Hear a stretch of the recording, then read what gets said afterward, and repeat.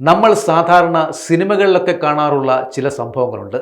തോക്ക് ചൂണ്ടി ഭീഷണിപ്പെടുത്തി വസ്തു എഴുതി മേടിക്കുക, തട്ടിക്കൊണ്ടുപോയി പണം വിലപേശുക, ഇതൊക്കെ നമ്മൾ കാണാറുള്ളത് സാധാരണ സിനിമകളിലാണ്.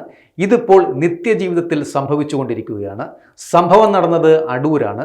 വസ്തു എഴുതി വാങ്ങുവാൻ അമ്മയെ തോക്ക് ചൂണ്ടി ഭീഷണിപ്പെടുത്തിയ മകൻ ജോറി വർഗീസിനെ പോലീസ് അറസ്റ്റ് ചെയ്തു.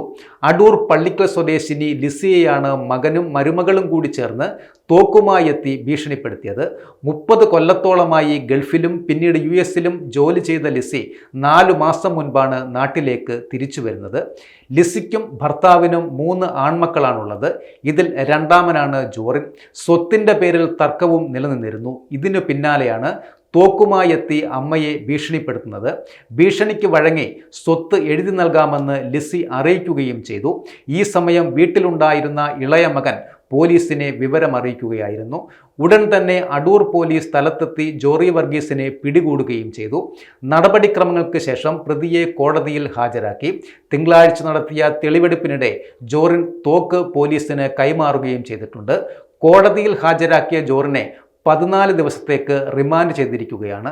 സാധാരണ ഇത്തരം സംഭവങ്ങൾ നമ്മൾ സിനിമകളിലാണ് കണ്ടുവരാറുള്ളത്. ഇതിപ്പോൾ നിത്യജീവിതത്തിൽ നടന്നുകൊണ്ടിരിക്കുകയാണ്.